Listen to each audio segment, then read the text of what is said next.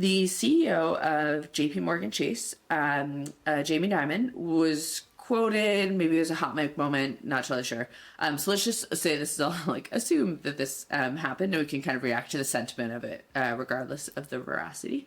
So he said something to the effect of, I was never a firm believer in anti-bias training, and then kind of also had a quote around, stupid DEI initiatives.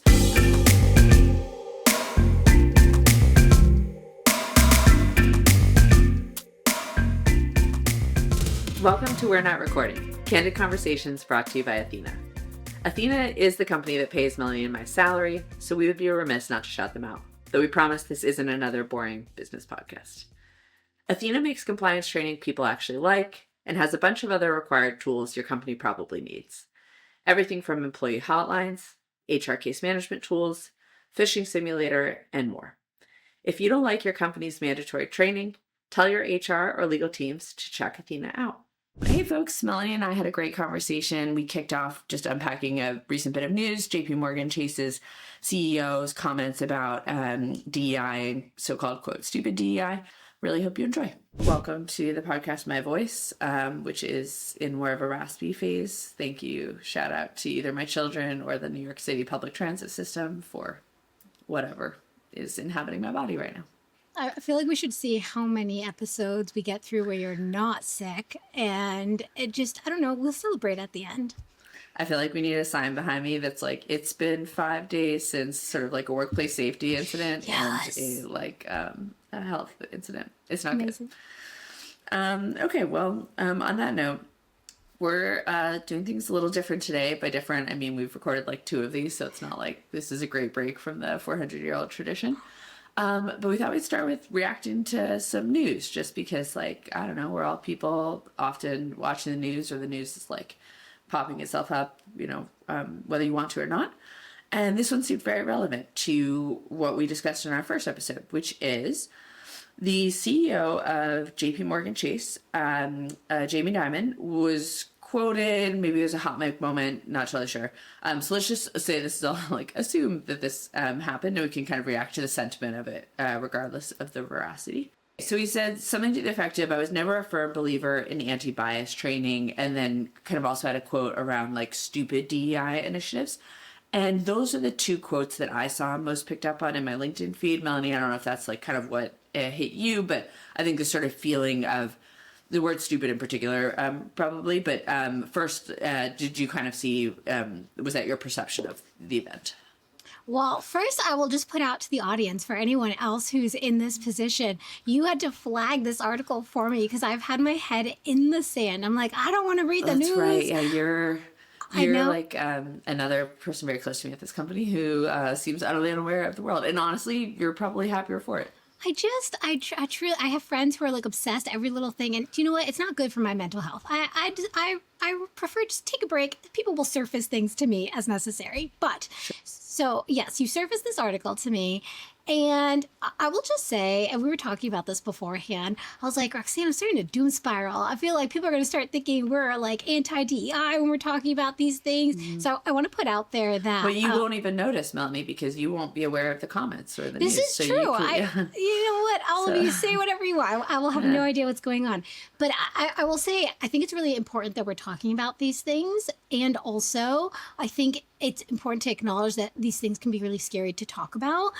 So please, for everyone, I sort of want to put out there that, our purpose in talking about these things is really so that we can have really nuanced discussions around how to make things effective, what's working, what's not working, how we can level everything up. And so, yeah, reading this article was really interesting because I could imagine for people reading this, there's sort of the immediate... no, how dare you, and that's terrible, and any sort of critique on any DEI initiative is a bad thing, and it means you're anti-DEI. And you and I were talking about this, and I think actually what was happening before, I think for a good number of years, is because there was so much support for DEI, as there should be, there was a little bit of fear around speaking up if anything looked a little bit off, right? So, hey, I see this DEI initiative. I love the intent and I support the end impact that we're trying to achieve. but is this the right way to do it? Is it effective? Are we sure that this is how we want to approach it? And so it was interesting to me. I'd even go just a step further in that, like, I think in business, we are in a business, most ideas can be critiqued without even the nice preamble you gave. So, like, take a totally different context, right? Let's say we're doing a marketing initiative or product is launching something. I mean, how many leadership meetings have we been in where, like, someone, the PM or whoever, this is like their baby, they've got a product, and someone else is bringing a brutal critique. Yeah. Here are 7 reasons why I don't think we should be doing this thing. And so I actually think, like, I don't know if you agree, and you don't have to agree, because that's the whole point of this discussion. But that it's actually really difficult to take a place that kind of has the ethos, I would argue, businesses, really effective businesses. At least I think ineffective businesses, you can't say anything because they're hyper-political. But I think effective businesses have very much a, like, iron sharpen irons sort of vibe of, like, no, Melanie, if you bring an idea to the group and we think it is dumb, or even I think it's dumb, I don't have to say, Melanie, I think you're so brilliant, and I don't mean any of this personally. It's like I'm allowed to sort of respect you by engaging with your ideas. And I feel like that is where it can sometimes feel like DEI wasn't maybe in that same realm, that, like, it wasn't, people didn't feel comfortable raising critiques, and that maybe, like, weakened it, right? Because, like, I think that the critiques, when they're really effective, I don't know, they, like, sharpen the ideas. Yeah, 100%. I mean, in this article in particular, what I read was that, you know, basically billions of dollars were spent on DEI initiatives. And I think rightly so. He was feeling a bit of frustration around, hey, are these even effective? Oh, like, are we just throwing away billions of dollars? And for the record, like, billions of dollars is a lot of money. I'd be a little shocked if it was billions. I'll just toss that out there. Yeah, that would, I mean, yeah. It's a lot of money. And so, like, totally. whether or not you agree with the end goal, I mean, whatever initiative you're doing, you should be exploring if your dollars are optimally spent. And so what was interesting to me is I thought it was a good discussion to have to explore, hey, are DEI initiatives at this company effective? And I also was keenly aware that the language he was using was going to turn some people off to the point where they didn't even hear what he was saying. And it was just like, you are anti-DEI, therefore I don't want to engage in this discussion. Always bringing more data to the table is important. But also I think one thing I'd be hesitant about is, and we were having this discussion the other day as well, whereas sometimes there's no, like, specific data that's going to prove one thing or another. It's sort of like, you can just see, like, is it working or is it not? We were having this discussion in the context of marketing initiatives, because we were spending time last week in California, and Melanie, have always been very, like, to marketing, kind of wanting data and wanting to understand, like, okay, is my, like, 45 minutes here having an impact? And Chris, our wonderful marketing leader, sort of explains that, like, sometimes you can do that and sometimes you can't. Oh, but it came up in the context of an employee initiative, the $100 perk, which we were having with a fabulous VP of people who I'm kind of obsessed with now. Wait, just share that. This wasn't what we were supposed to talk about today, but I feel like it was an interesting discussion. We can talk about whatever we want on this podcast. Yeah. It's our podcast. You all chose to listen in. You chose this for yourselves. Again, my mom plus 2. Now I assume that's the audience. Maybe does your mom listen to podcasts? Absolutely not. I don't even know if she knows what a podcast is. It's fine. I hope that she listens to this. I'll send it to her and then she'll learn. No, we were talking about, one of my goals this quarter is to make sure that every dollar spent on employee experience at Athena is optimally spent. And to be honest, I was really struggling with this particular goal because I know you and I know us, and we are a very data-driven company. And there's this one perk that we have that I really, really love. It's our $100 perk. It's all employees are allowed to expense up to $100 per month per employee towards bonding with each other. So, hey, I want to hang out. Let's go watch a movie together, or let's go grab dinner together. The reason we do this, let's go watch apple cider vinegar together. Just an idea. Genuinely, I actually, EP actually went to literally buy plants with someone, and it was a great use of the perk. That's much more wholesome than what I was suggesting. I mean, they're both great. It's not a contest. And so I fundamentally believe that this is a super high value perk. The reasons being, and we talked about this, right? Inevitably, when you're hanging out together, you end up talking about work and an idea comes up or something that you've been sitting on, but you didn't know who to talk to about it. So now you have this person and you ask them about, I'm struggling to tell my manager this thing. And in addition to that, you just build vibes with each other that is harder to do in an all remote environment. But if you asked me how to quantify the value that this is bringing, to be honest, I would really struggle. I can't give you a statistic that shows that this is high value, but I know in my gut that this is a super high value perk that we offer. And so that's where I think sometimes when people lean too much on data, and unless you can give me a specific stat, we're not going to move forward with this. I think that's where you miss out on taking, smart bets. That's where you miss out on chasing after opportunities that just because the data isn't necessarily telling a clear story. Totally, yeah. My co-founder, who's brilliant and much more data-driven and like sort of math literate than I am, she hates this idea of false precision. So like, Melanie, if you had made up a metric that was like employee happiness GPUs. Yeah. And like this, rolling out this initiative has increased that by 25%.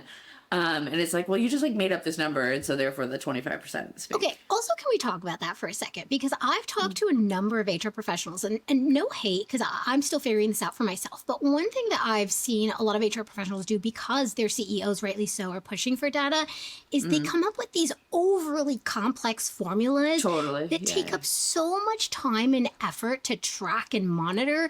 And I'm sort of like, is the ROI worth it? Like, you just put in hours to create this formula, and what did you get out of it? Do you know, like, sometimes I think it's just like a very kind of, garbage in, garbage out, or sort of like, look, we're all just making stuff up. I think what it is tricky, which I completely understand, is, well, how do you know if I need to be in the data-driven world or if I need to be in the like gut-driven world? And that's like really hard. But I think maybe just being like really honest about it. So like, for the example, when you had brought it up at coffee of like, hey, I'm struggling to figure out how to justify this $100 perk. And ironically, I had just been at one of these brunches that was funded by our $100 perk. And at the very end of the brunch, someone, maybe his name is Kim, shared something that was really interesting. And I was like, what did you just say? And so she unpacked it, and it kind of like led to like a little bit of a breakthrough. And I never would have just been otherwise chatting with Kim about this problem. It sort of like wasn't the type of thing that would merit like, let's have a 30-minute discussion about this. And so I was like, oh, whatever. It was definitely worth $100. Like, I just had this experience. And I think on the one hand, that's like sloppy anecdote-driven thinking. But I think maybe the highest of all judgments or something is knowing like when to apply a data-driven framework and when to say that's like inappropriate for this use case, and instead I am just going to make a totally gut decision informed by anecdotes, conversations, or whatever, and just be good with that. I do think that too many people throw money at DEI, and there's just sort of this idea that like the more money I throw at it, the more effective it's going to be, the more impact I'm going to have. I actually, nobody's going to like this. I'm so sorry, people listening in.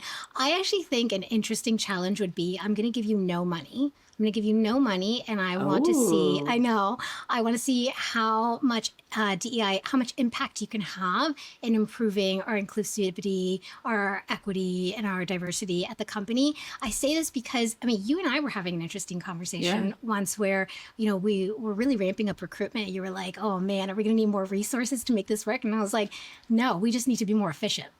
And I think that when people have less money, less resources, they get more creative. That's actually where the $100 perk came out of. I didn't have time and bandwidth to organize multiple events. We were like, screw it. You all have money, figure it out, do it yourselves. It's like a necessity is the mother of invention type of thing. Yes. We should get points for every like catchphrase that we can drop into here. Let's do it. As long as they're not military or sports. Like boots on the ground is never allowed to be said. I was going to say we do like a shot. We take a shot of water. A shot of water. The two of us, like I'm over here with Dayquil, you're over here with tea, because that's like the most your caffeinated body can handle. The idea that we're just taking shots. Excuse you, this is decaf cold brew. Okay, I'm stepping it up. Okay. Melanie with the doping over there.